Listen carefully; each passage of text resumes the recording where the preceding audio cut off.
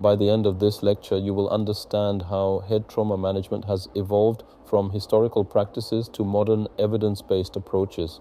You'll become proficient in using the Glasgow Coma Scale and recognizing key prognostic indicators that predict patient outcomes. We'll explore contemporary management strategies that have replaced older approaches, particularly the shift from hyperventilation to maintaining tissue oxygenation. You'll understand the emerging role of brain oxygenation monitoring and how it's being integrated into clinical trials. Finally, you'll be equipped to apply evidence-based treatment protocols in your clinical practice, making informed decisions based on the latest research and clinical data. The history of head injury management extends back thousands of years. Archaeological evidence suggests that ancient civilizations, including the Chinese, Incas, and Greeks, performed neurosurgical interventions for brain injuries. These early practitioners recognized that certain head injuries required surgical intervention and developed techniques to address them.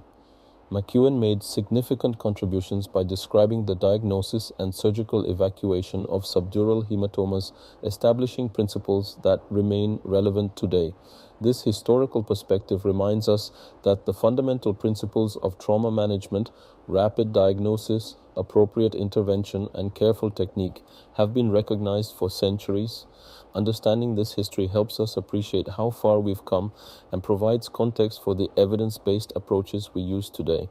Wartime experience has been a crucial driver of advances in head trauma management.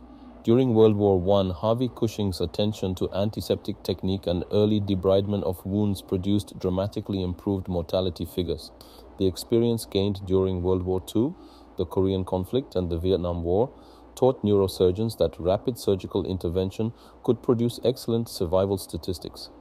Military surgeons working under extreme conditions developed efficient protocols for patient assessment and surgical management that have been adapted for civilian trauma centers.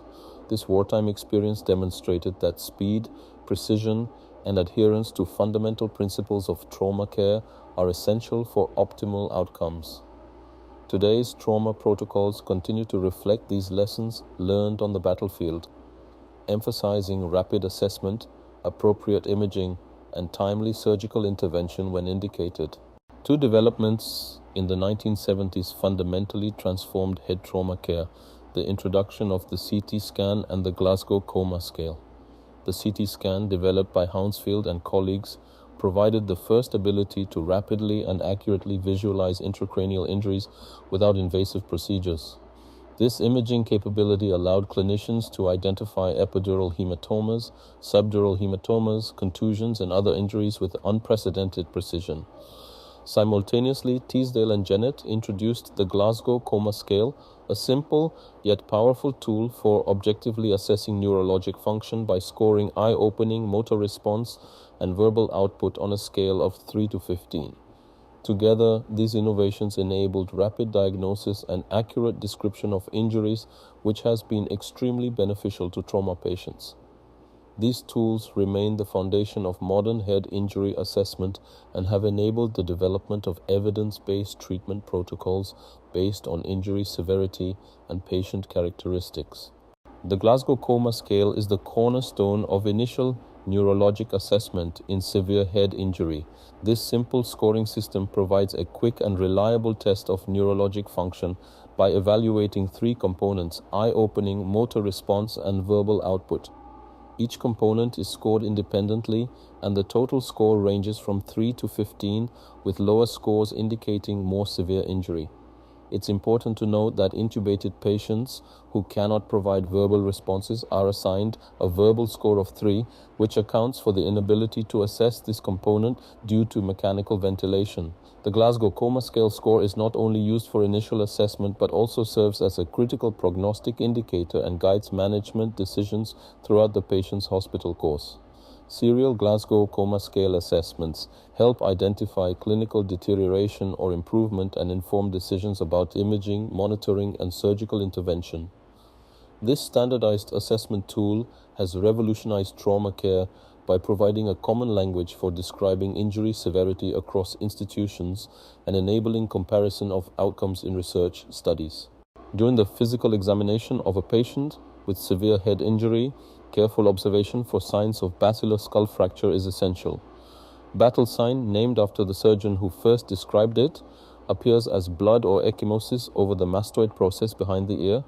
Raccoon eyes referred to periorbital ecchymosis, or bruising around both eyes, which occurs when blood from a basilar skull fracture tracks into the orbital tissues. These clinical signs indicate fractures at the base of the skull and suggest potential complications such as cerebrospinal fluid leakage, meningitis risk, and possible vascular injury. In addition to observing these signs, the examiner must carefully palpate the skull to identify any open wounds or depressed fractures. Open skull fractures require urgent surgical management to prevent infection, while depressed fractures may require elevation if they are significantly displaced. These clinical findings guide imaging decisions and help identify patients at risk for specific complications such as meningitis from dural tears associated with basilar skull fractures.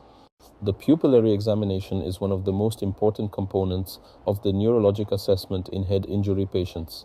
The pupils should be examined for size, symmetry, and reactivity to light. An afferent pupillary defect indicates trauma to the optic nerve, which can occur with severe head injury.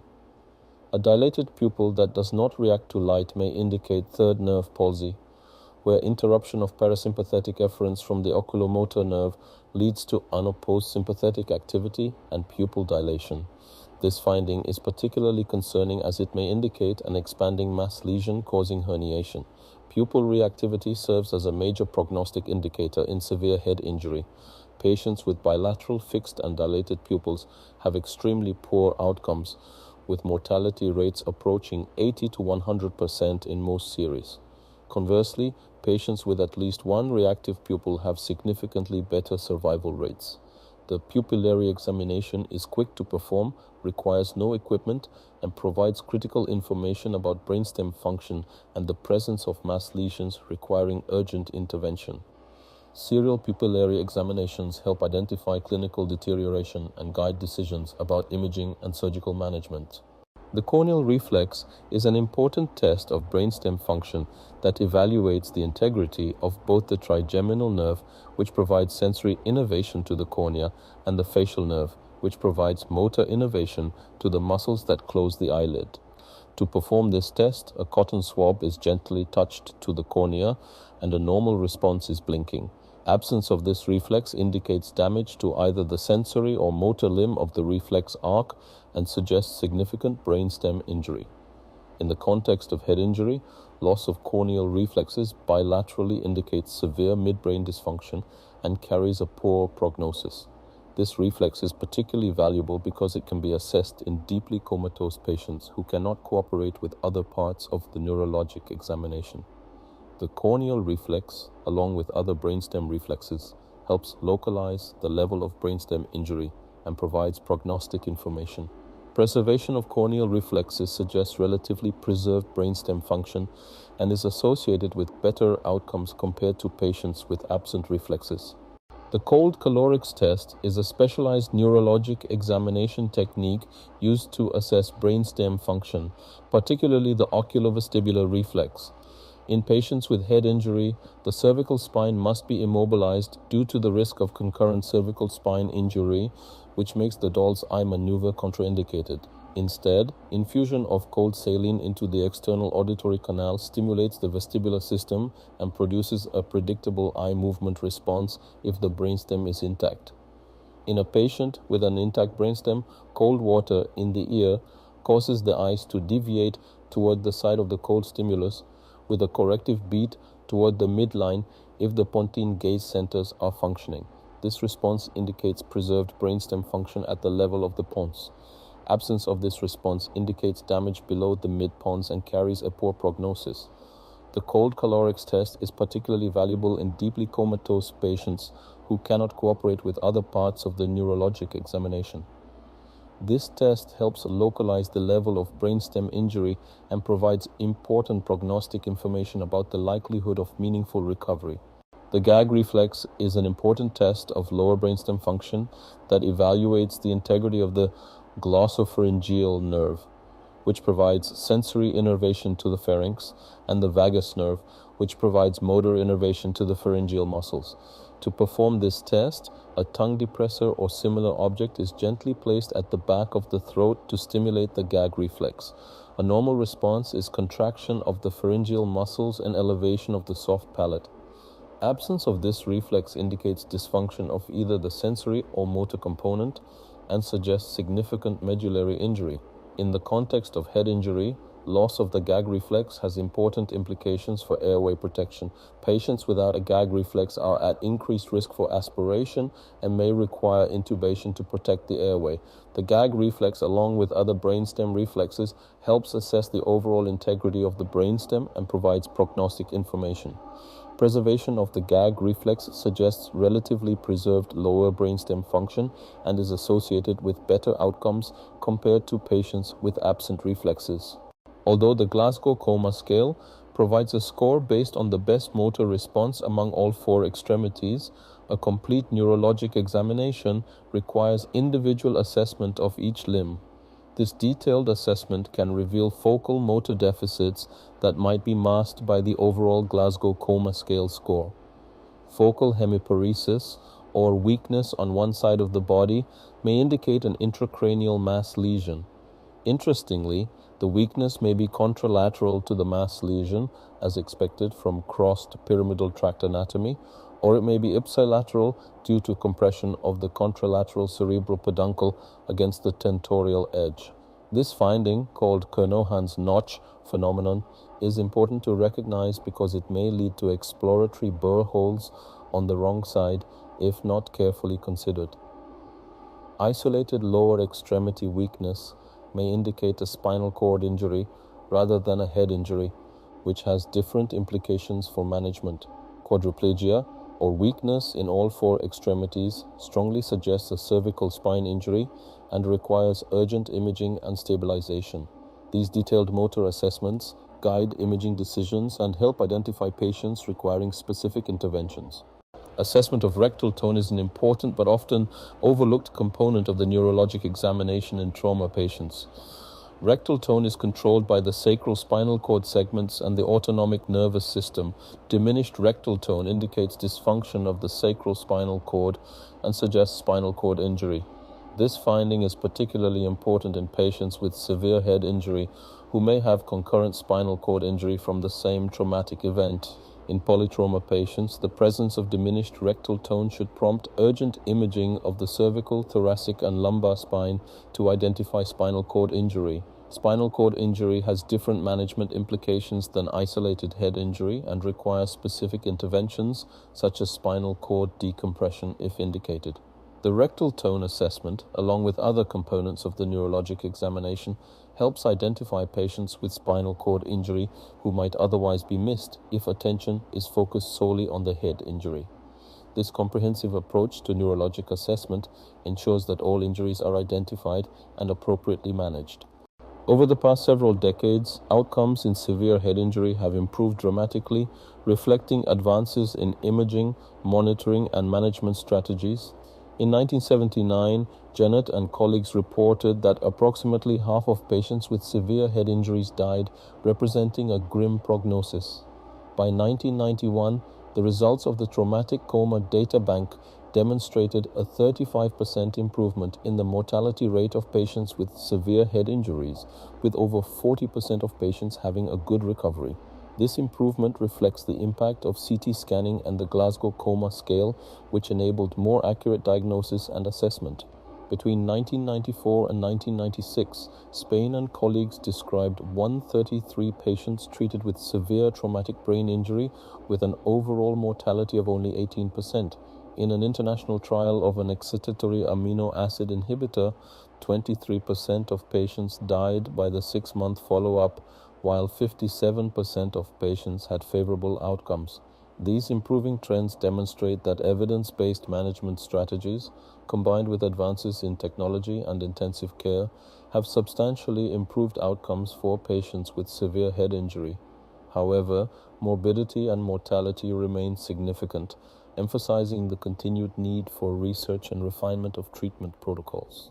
The Glasgow Coma Scale score of 3 represents the most severe level of coma, where the patient shows no eye opening, no motor response, and no verbal response. This represents the worst possible score on the Glasgow Coma Scale. Tien and colleagues examined patients with a Glasgow Coma Scale score of 3 and compared patients with at least one reactive pupil to those with bilaterally fixed and dilated pupils. They found 100% mortality in the group with bilateral fixed pupils, but a 58% survival rate in patients with at least one reactive pupil. This dramatic difference highlights the critical importance of pupil reactivity as a prognostic indicator. The presence of reactive pupils suggests that critical brainstem structures are still functioning, which is associated with better outcomes. Even in the most severely injured patients, the presence of pupil reactivity offers some hope for survival and recovery. However, it's important to note that survival does not necessarily mean good functional outcome. Many patients with Glasgow Coma Scale 3 who survive have significant neurologic deficits. These data emphasize the importance of careful pupillary examination and the prognostic significance of this simple clinical finding. Shamoun and associates examined a cohort of 189 patients presenting with a Glasgow Coma Scale score of 3, providing a larger sample size than previous studies. The overall mortality rate in this cohort was 49%, which is higher than the 58% survival rate reported by Tien and colleagues, suggesting variability in outcomes depending on the specific patient population and treatment protocols. In patients with bilateral fixed and dilated pupils, the mortality rate was 80%, confirming the extremely poor prognosis associated with this finding. However, even among survivors, functional outcomes were poor, with only 13% of the total population having a favorable outcome at 6 months. This means that while some patients with Glasgow Coma Scale 3 do survive, the vast majority experience severe disability or remain in a vegetative state. Younger age, lower intracranial pressure, and reactive pupils served as statistically significant favorable prognostic factors in this cohort. These findings underscore the importance of identifying modifiable factors such as intracranial pressure that can be managed to improve outcomes. The data also highlight the need for careful discussion with families about realistic expectations and prognosis in patients with Glasgow Coma Scale 3 injuries. Moritz and colleagues specifically examined the prognosis of patients with Glasgow Coma Scale 3 on presentation with bilateral fixed and dilated pupils, representing the most severe injury pattern. In a large trauma cohort, only 8 of 92 patients, 8.7%, who met these criteria had a favorable 12-month outcome. This extremely low rate of favorable outcome reflects the severity of brainstem injury indicated by bilateral fixed pupils. However, the study also revealed an important finding regarding age as a prognostic factor. While age over 65 was associated with worse outcomes, it was not an absolute predictor of poor outcome. Some patients over 65 years of age did achieve favorable outcomes despite this poor prognostic factor. This finding is clinically important because it suggests that age alone should not be used to make decisions about withholding treatment or limiting aggressive management. Individual patient factors, comorbidities, and the specific injury pattern should be considered in conjunction with age when making prognostic assessments. These data emphasize that while certain clinical findings carry a poor prognosis, individual variation exists and aggressive management should be considered in carefully selected patients, even when prognostic indicators are unfavorable. Wang and associates identified a novel prognostic factor in traumatic brain injury by examining the fibrosis-4 score, a marker of baseline hepatic function. In addition to traditional prognostic factors such as age, Glasgow Coma Scale score, use of anticoagulants, and presence of traumatic subarachnoid hemorrhage, they found that the fibrosis-4 score was an independent predictor of mortality in a multivariate model. This finding suggests that baseline liver function, which may reflect overall health status and reserve capacity, influences outcomes after severe head injury.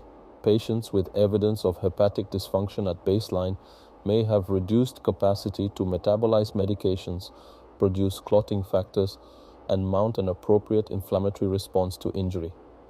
This discovery highlights the importance of comprehensive assessment of comorbidities and baseline organ function when prognosticating outcomes in head injury patients.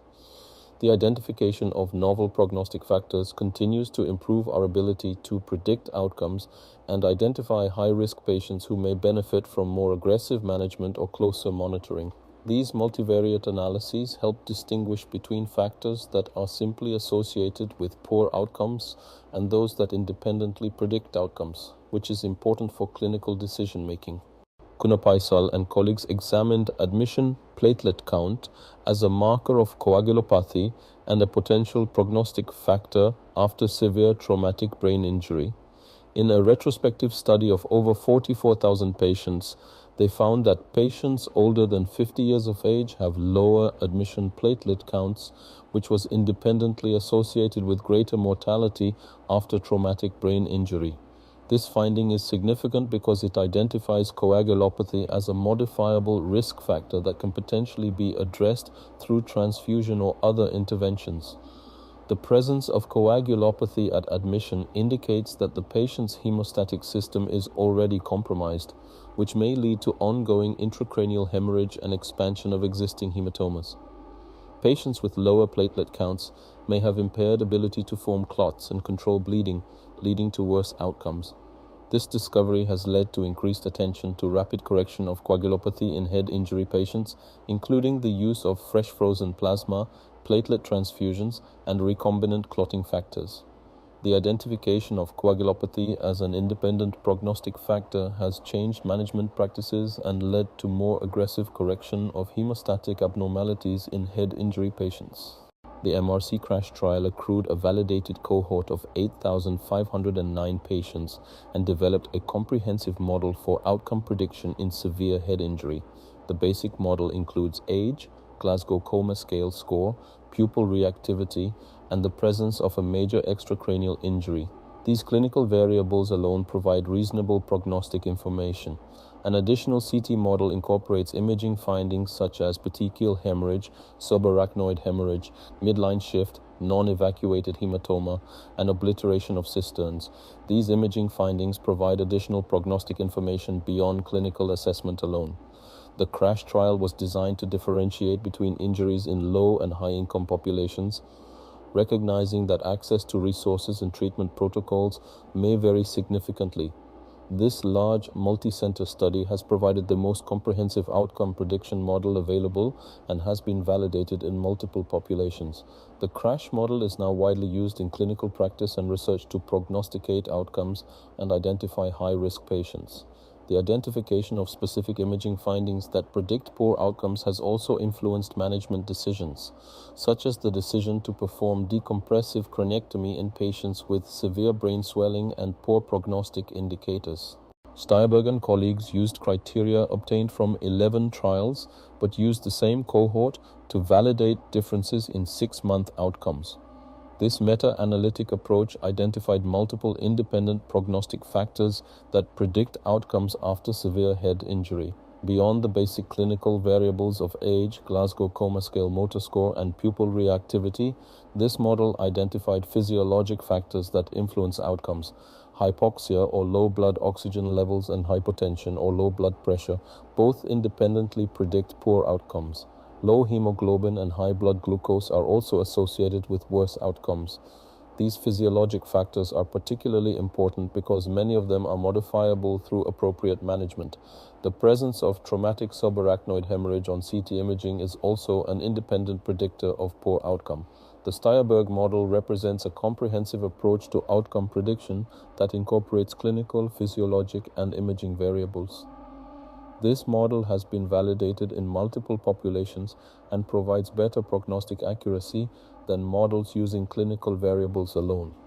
The identification of modifiable factors such as hypoxia, hypotension, and hypoglycemia has led to more aggressive management of these conditions in head injury patients with the goal of improving outcomes.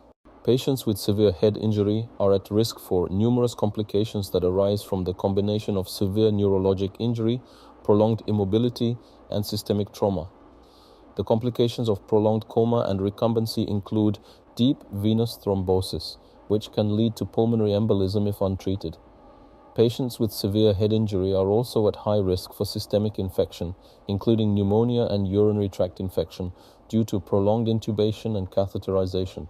Electrolyte abnormalities are common and can further impair neurologic recovery. Fat embolism syndrome can occur with long bone fractures and presents with respiratory distress and neurologic deterioration. Stress ulceration of the gastric mucosa can lead to gastrointestinal hemorrhage. Anemia from blood loss and reduced red blood cell production in critical illness is common. Meningitis is a particularly important complication in patients with skull-base fractures that result in dural tears, as bacteria can enter the cerebrospinal fluid through the defect. All patients must be monitored for signs of cerebrospinal fluid leakage, such as rhinorrhea or otorrhea. Post-operative patients, especially those whose original wound was dirty or contaminated, should be monitored for signs of infection. Hydrocephalus may develop in patients with subarachnoid or intraventricular hemorrhage. Comprehensive management of these complications is essential for optimizing outcomes in severe head injury patients. Let me present a clinical case that illustrates many of the concepts we've discussed. A 14-year-old male was struck by a car while riding a bicycle. At the scene, he had a Glasgow Coma Scale score of E4M6V3 equal sign 13, indicating moderate head injury with some preserved neurologic function. He then suffered a seizure which prompted emergency transport to the hospital. In the emergency room, he was found to have equal round and reactive pupils, which is a favorable sign, and a Glasgow Coma Scale score of E3M6V3 equal sign 12. The CT scan showed evidence of subarachnoid hemorrhage, a small parafalcine subdural hemorrhage, and brainstem swelling. These imaging findings indicated significant injury despite the relatively preserved Glasgow Coma Scale score. The presence of subarachnoid hemorrhage and brainstem swelling were concerning findings that predicted potential for clinical deterioration.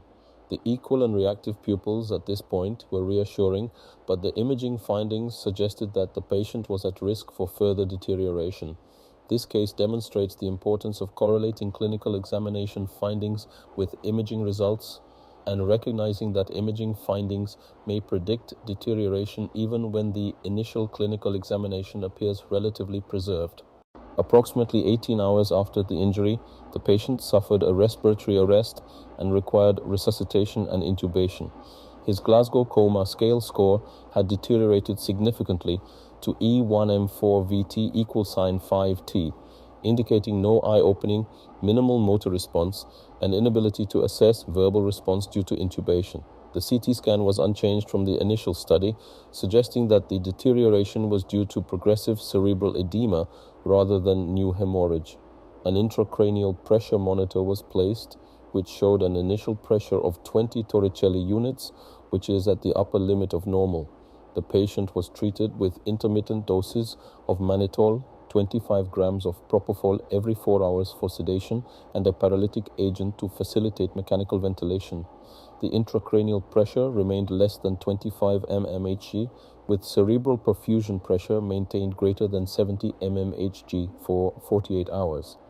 This case illustrates the common pattern of delayed deterioration in head injury patients, where initial imaging may appear relatively preserved, but progressive cerebral edema leads to clinical worsening. The use of intracranial pressure monitoring and osmotic therapy with mannitol helped control the elevated pressure during this critical period. On the morning of post-injury day 3, the intracranial pressure was noted to be elevated to the low 30s, indicating inadequate control despite medical management. The repeat CT scan showed worsened brain swelling and a new left frontal contusion. Most concerning, the pupils had become unequal, with the left pupil dilated but sluggishly reactive. This finding indicated uncal herniation from mass effect, requiring urgent surgical intervention. The patient was taken emergently to the operating room, where a bifrontal craniectomy with bilateral subtemporal decompressions was performed. An expansive duroplasty was also performed, along with suture ligation of the sagittal sinus and division of the anterior falx. These procedures removed bone and expanded the dura to provide more space for the swollen brain tissue. This case illustrates the critical importance of recognizing signs of herniation, such as unequal pupils, and the need for urgent surgical decompression when medical management fails to control intracranial pressure.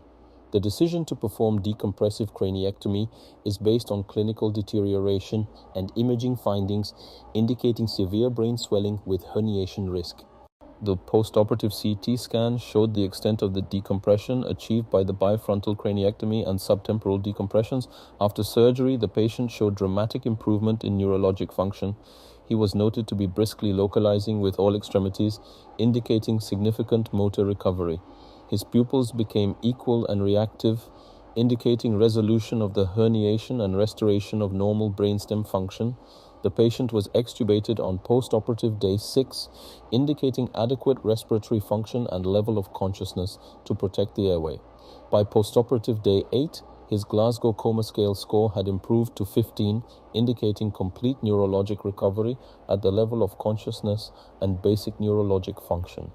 However, the patient required cognitive rehabilitation due to memory changes and other cognitive deficits resulting from the injury. He had no significant neurologic deficits other than these memory changes. This case demonstrates the potential for excellent recovery, even in patients with severe head injury who present with signs of herniation. The combination of appropriate medical management, recognition of deterioration, and timely surgical intervention led to a favorable outcome in this young patient. Epidural hematoma is one of the most common types of intracranial hemorrhage in head injury. It is most often caused by injury to the middle meningeal artery after it exits the foramen spinosum and runs beneath the temporal bone and the sphenoid wing. Trauma to the temporal region can lacerate this artery, leading to arterial bleeding into the epidural space. The blood clot forms between the dura mater, the tough outer membrane covering the brain, and the inner surface of the skull. As the hematoma expands, it pushes inward toward the brain, creating a mass effect that compresses brain tissue and increases intracranial pressure. Epidural hematomas typically present with a characteristic lens-shaped appearance on CT imaging, as the dura is adherent to the skull and limits the spread of blood. Patients with epidural hematoma often present with a lucid interval where they may lose consciousness at the time of injury, regain consciousness, and then deteriorate again as the hematoma expands. This pattern is particularly common in younger patients whose dura is less adherent to the skull. Epidural hematomas are neurosurgical emergencies requiring urgent evacuation to prevent herniation and death. And subdural hematoma occurs when veins running from the brain surface to the dural venous sinuses are torn during head injury. These bridging veins cross the subdural space between the dura and the brain surface. When these veins are torn, blood accumulates in the subdural space between the dura and the brain. Small arteries on the brain's surface may also be injured, contributing to subdural hematoma formation. The blood layers along the surface of the brain, compressing the underlying brain tissue and increasing intracranial pressure. Unlike epidural hematomas, which are typically arterial and expand rapidly, subdural hematomas may expand more slowly, particularly in elderly patients. Acute subdural hematomas present within 72 hours of injury, while chronic subdural hematomas may present weeks to months after injury, particularly in elderly patients with brain atrophy and fragile bridging veins. Subdural hematomas can be unilateral or bilateral and may require surgical evacuation if they cause significant mass effect. The prognosis of subdural hematoma depends on the volume of blood, the presence of associated brain injury, and the patient's age and comorbidities. Intracerebral hematoma, or traumatic hemorrhage within the brain substance itself, occurs when direct trauma damages intracranial blood vessels.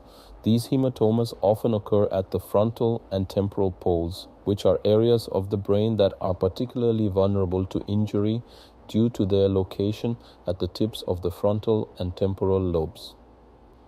Intracerebral hematomas can occur at the time of injury or may develop in a delayed fashion due to coagulopathy or progressive vessel rupture. Delayed hemorrhage is particularly common in patients who are anticoagulated or who develop coagulopathy as a result of the injury or massive transfusion. Intracerebral hematomas are associated with localized cerebral edema and increased intracranial pressure. The presence of intracerebral hematoma is associated with worse outcomes compared to other types of intracranial hemorrhage. Surgical evacuation may be indicated for large hematomas causing significant mass effect or midline shift. The decision to evacuate an intracerebral hematoma must be carefully considered, as the surgical approach may cause additional brain injury. Cerebral contusion is a type of brain injury characterized by hemorrhagic transformation of brain tissue. Contusions occur when the brain tissue is bruised due to direct impact or acceleration-deceleration forces. The injury involves damage to blood vessels, particularly venous vessels, which leads to bleeding into the brain tissue. This is accompanied by localized cerebral edema or swelling in the area of injury. The combination of hemorrhage and edema can lead to increased intracranial pressure, particularly if multiple contusions are present or if the contusions are large. Contusions commonly occur at the frontal and temporal poles due to the anatomy of the brain and the way it moves within the skull during head injury. Contusions may progress or enlarge in the hours after injury, a phenomenon called delayed hemorrhagic progression. This is why repeat CT scanning may be indicated in patients with traumatic brain injury, particularly if they show clinical deterioration. Most cerebral contusions are managed conservatively with monitoring and medical management of intracranial pressure. Surgical evacuation is reserved for large contusions causing significant mass effect or midline shift. Diffuse axonal injury is a distinct pattern of white matter damage that occurs with acceleration-deceleration head injuries. This type of injury is characterized by punctate lesions throughout the white matter of the brain, representing areas of axonal disruption. The corpus callosum, which connects the two cerebral hemispheres, is typically involved. Diffuse axonal injury is often accompanied by intraventricular hemorrhage, where blood enters the ventricular system. The severity of diffuse axonal injury can range from microscopic axonal damage not visible on standard imaging to macroscopic lesions visible on MRI. The presence of diffuse axonal injury is associated with worse outcomes compared to focal mass lesions, as it represents widespread neuronal injury. Brainstem involvement is particularly concerning and carries an especially poor prognosis despite relatively normal intracranial pressure measurements. Damage in the brainstem typically involves areas of the dorsolateral quadrant of the rostral brainstem. The pathologic findings include axonal bulbs, which appear as axonal swellings on axons running in one direction. These represent areas where the axon has been torn and the proximal and distal segments have retracted, forming a bulbous swelling. Graham and associates used diffusion tensor imaging to examine the brains of 55 patients who had suffered diffuse axonal injury versus 19 controls. They found a strong correlation between diffuse axonal injury and subsequent neurodegeneration.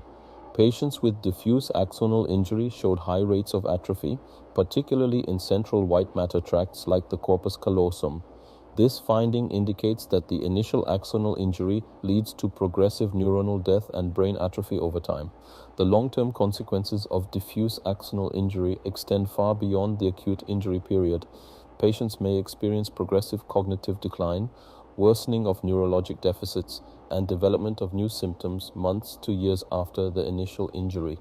This progressive neurodegeneration has important implications for long-term prognosis and rehabilitation. Understanding the long-term consequences of diffuse axonal injury helps explain why some patients with severe head injury continue to show functional decline despite initial recovery. It also emphasizes the importance of long-term follow-up and rehabilitation for patients with diffuse axonal injury. Direct vascular injury after closed head injury can occur through three main mechanisms. Traumatic pseudoaneurysm occurs when the arterial wall is damaged, leading to contained rupture with formation of a false aneurysm. Carotid cavernous fistula occurs when there is abnormal communication between the carotid artery and the cavernous sinus, typically due to laceration of the carotid artery within the cavernous sinus. Traumatic dissection occurs when the intimal layer of the artery is torn, leading to separation of the intimal and medial layers. Although pseudoaneurysm and carotid cavernous fistula are usually diagnosed late, Traumatic dissection should be considered in any patient with an unexplained neurologic deficit after closed head injury. Dissection can lead to thrombosis of the artery causing stroke or can lead to rupture of the artery with subarachnoid hemorrhage.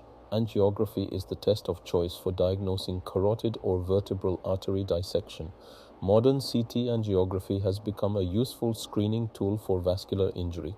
Patients with traumatic dissection may require anticoagulation or antiplatelet therapy to prevent thrombosis, or may require endovascular intervention if there is evidence of active bleeding or pseudoaneurysm formation.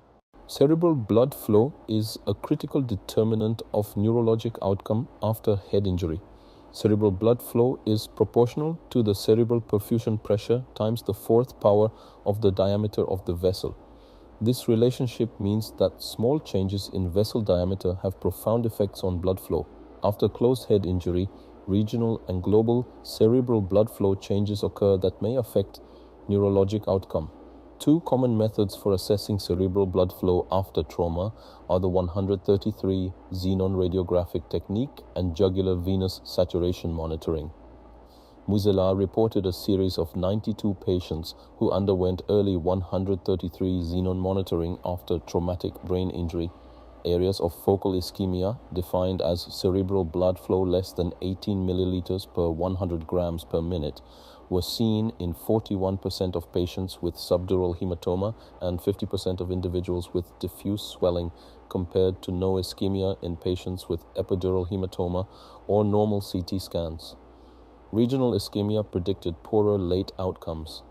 Cerebral blood flow was lowest within 4 to 6 hours of injury, with an average of 22.5 plus or minus 5.2 milliliters per 100 grams per minute, gradually reaching baseline by 12 to 18 hours after injury. This pattern of ischemia in the early hours after injury represents a critical window for intervention. Hyperventilation has historically been used to reduce intracranial pressure in head injury patients. The mechanism is that lowering the carbon dioxide level causes reduced cerebral blood flow, which reduces intracranial volume and pressure. However, subsequent research has suggested that prolonged hyperventilation may be detrimental to outcomes. Severe traumatic brain injury is associated with a decreased cerebral blood flow independent of hyperventilation. Further reductions in cerebral blood flow from hyperventilation may compromise areas of relative ischemia in damaged brain tissue. Muzela randomized patients to hypercapnia and normocapnia after severe traumatic brain injury. Patients with a low CO2 had poorer outcomes at 3 and 6-month follow-up. This landmark study demonstrated that the short-term benefit of reduced intracranial pressure from hyperventilation was offset by worse long-term outcomes due to worsening of cerebral ischemia. As a result, hyperventilation is no longer recommended for routine use in head injury patients. Instead, hyperventilation is reserved for acute situations where there is evidence of herniation and a need for rapid reduction of intracranial pressure while preparing for definitive treatment such as surgery. This represents a significant shift in management philosophy from the traditional approach of aggressive hyperventilation. Jugular venous saturation monitoring provides an estimate of cerebral blood flow and tissue oxygenation. A fiber optic catheter is introduced in a retrograde fashion into the jugular bulb, which is the enlarged portion of the internal jugular vein as it exits the skull. The catheter measures the oxygen saturation of blood returning from the brain. A low jugular venous saturation correlates with a high oxygen extraction and indicates cerebral ischemia. Woodman and Robertson examined episodes of jugular venous desaturation, defined as jugular venous saturation less than 50% for more than 10 minutes, in patients after traumatic brain injury. They found that severe disability, vegetative outcome, or death occurred in 91% of individuals with multiple episodes of ischemia versus 55% of individuals with no episodes of desaturation. This study demonstrated that episodes of cerebral ischemia, as detected by jugular venous desaturation, are strongly associated with poor outcomes. The identification of ischemic episodes allows for intervention to improve cerebral blood flow and oxygenation. Interventions might include increasing blood pressure, increasing oxygen delivery, or reducing intracranial pressure. Jugular venous saturation monitoring has become an important tool for guiding management in severe head injury patients. Neuronal injury from trauma is similar in most respects to injury from other forms of ischemia. Consequently, the same pharmacological interventions used to combat ischemic disease have been tested in preclinical and clinical trials of traumatic brain injury. In traumatic injury, a degree of primary damage from the initial impact is refractory to any means of neuroprotection. However, a penumbra of tissue surrounding the primary injury may be responsive to neuroprotective agents. This penumbra represents tissue that is damaged but not yet dead, and interventions that improve blood flow, reduce inflammation, or prevent excitotoxic injury may salvage this tissue. Several groups have attempted to quantify the injury severity or the potential for secondary injury using either microdialysis catheters placed directly into the brain or measuring serum markers of neuronal injury. Microdialysis catheters can measure local concentrations of glutamate, lactate, pyruvate, and other biochemical markers that indicate the degree of metabolic distress in brain tissue. These measurements can guide therapy and identify patients at highest risk for secondary injury. The identification of biochemical markers of injury has opened new avenues for neuroprotective therapy and monitoring of treatment efficacy. Traumatic brain injury is a major public health problem in the United States.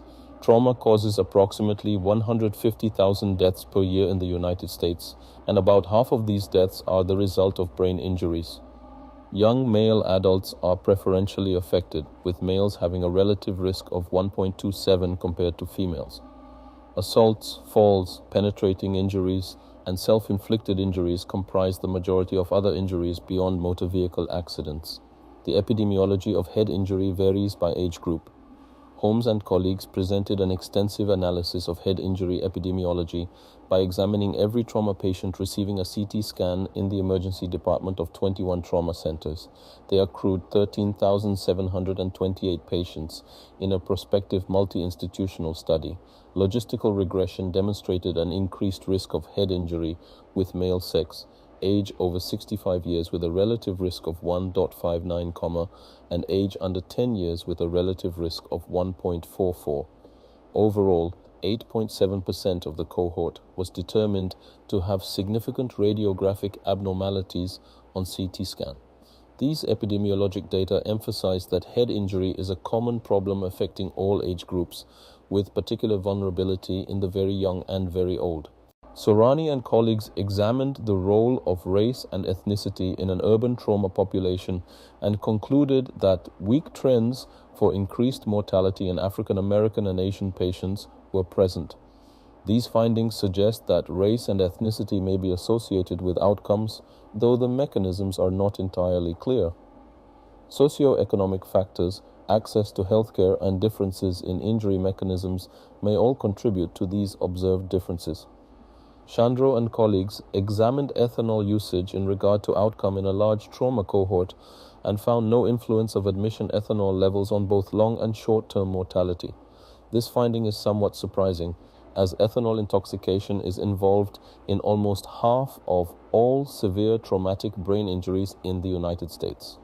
The lack of association between admission ethanol levels and outcomes suggests that the presence of ethanol at the time of injury does not independently predict worse outcomes. However, ethanol intoxication may be associated with more severe injuries or delayed presentation to the hospital, which could indirectly affect outcomes. These epidemiologic studies highlight the importance of examining multiple factors that may influence outcomes in head injury patients and recognizing that some factors previously thought to be important may not be independent predictors of outcome. Investigators have examined specific pre-injury pharmacological treatments as outcome predictors in traumatic brain injury. Smith and Weeks looked at what would seem to be a clear-cut adverse predictor of poor outcome, namely using anticoagulants at the time of head injury. The use of warfarin or similar anticoagulants and antiplatelet agents would be assumed to result in poorer outcomes, especially in older individuals. However, the data are not conclusive. Some data show up to a 5 or 6 times higher likelihood of morbidity and mortality in anticoagulated patients. Other authors suggest such effects are related to the degree of anticoagulation rather than simply the use of anticoagulants. Alternatively, the negative effect may be centered on patient age, and anticoagulant use may not be an independent predictor of poor outcome, but instead may be dependent on age. These conflicting findings highlight the complexity of outcome prediction in head injury and the importance of careful statistical analysis to identify independent predictors. The management of anticoagulated patients with head injury remains challenging, as there is a need to prevent thrombotic complications while avoiding excessive bleeding. Current approaches emphasize rapid correction of coagulopathy in patients with intracranial hemorrhage. Mohseni and associates examined a cohort of 662 patients suffering acute traumatic brain injury, of whom 25% were taking beta blockers before their event. Logistic regression analysis demonstrated that the absence of beta blockers was an independent predictor of poor outcomes with a twofold increased risk of mortality.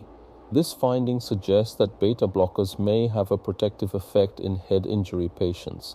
The mechanism of this protective effect is unclear, but may relate to the role of beta blockers in modulating the sympathetic nervous system response to injury. Beta blockers may reduce the harmful effects of excessive sympathetic activation, which can lead to hypertension, tachycardia, and increased intracranial pressure. Alternatively, beta blockers may have direct neuroprotective effects or may improve cerebral blood flow. This finding has led to increased interest in the use of beta blockers in head injury patients, and some centers now administer beta blockers to head injury patients who are not already taking them. However, this finding needs to be confirmed in prospective randomized trials before widespread adoption of this practice. Catapano and colleagues looked at a similar number of patients with severe traumatic brain injury not taking beta blockers who were on angiotensin-converting enzyme inhibitors. They found in logistic regression analysis a threefold increased risk of mortality. This finding suggests that angiotensin-converting enzyme inhibitors may be harmful in head injury patients. The mechanism of this harmful effect is unclear.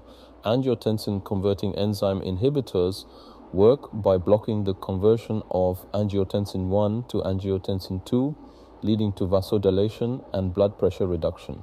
In the context of head injury, this blood pressure reduction may be harmful if it leads to inadequate cerebral perfusion. Alternatively, angiotensin-converting enzyme inhibitors may have other effects on the brain that are harmful in the context of injury. These findings suggest that the choice of antihypertensive agent may be important in head injury patients. Patients on angiotensin-converting enzyme inhibitors at the time of head injury may need to have their medications changed or supplemented with other agents to maintain adequate blood pressure and cerebral perfusion. However, these findings need to be confirmed in prospective studies before changing clinical practice. Legislative attempts to limit the incidence of traumatic brain injury have centered on motor vehicle safety. Specifically, mandatory seat belts and airbags have been implemented to reduce the severity of injuries in motor vehicle accidents. Reasonable speed limits help reduce the kinetic energy involved in collisions. Violence prevention programs aim to reduce assaults, which are a significant cause of head injury. Falls prevention programs, particularly in elderly populations, can reduce the incidence of head injury from falls. These prevention strategies have been shown to be effective in reducing both the incidence and severity of traumatic brain injury. The implementation of mandatory seatbelt laws and airbag requirements has led to significant reductions in head injury mortality. However, despite these prevention efforts, traumatic brain injury remains a major public health problem. Continued emphasis on prevention through legislative action, public education, and community programs is essential for further reducing the burden of head injury. The diagnostic workup of traumatic brain injury includes multiple components. Laboratory tests are essential and include coagulation studies, which are particularly important in patients who may require surgical intervention. Ethanol levels and drug screening help identify intoxication that may confound the neurologic examination.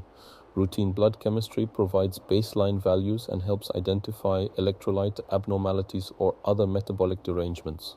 Radiographic workup specifically addressing the central nervous system includes plain X-rays of the cervical spine in three views: anteroposterior, lateral, and open mouth odontoid views. These views reveal injury to the cervicothoracic junction. CT scan of the brain is the primary imaging modality and should include bone, brain, and blood windows to visualize fractures, brain tissue, and blood. After the primary workup, plain films of the thoracic and lumbar spine should be obtained. In patients with traumatic brain injury and minimal evidence of damage on CT scan, MRI scans may help reveal focal injuries to the brainstem and supratentorial white matter, suggesting diffuse axonal injury. Angiography is necessary when vessel dissection, traumatic aneurysm formation, or carotid cavernous fistula is suspected. Velma-Horst and Associates examined the practice of routine repeat head CT after brain injury and determined that in a one-year sample of 179 consecutive trauma patients who underwent routine repeat head CT after brain injury, 37 patients, 21%, demonstrated radiographic worsening. However, only 7 patients, 4%, required intervention based on the imaging findings. Importantly, each of those 7 patients also demonstrated clinical deterioration. This study led to the conclusion that repeat CT scanning is only needed in the face of clinical deterioration rather than as a routine practice. This evidence-based approach reduces unnecessary radiation exposure and healthcare costs while maintaining patient safety. Routine repeat CT scanning in the absence of clinical deterioration does not identify patients requiring intervention and is therefore not recommended. This represents a shift from previous practice patterns where repeat CT scanning was performed routinely in all head injury patients. The key principle is that imaging should be guided by clinical examination and clinical deterioration rather than performed routinely.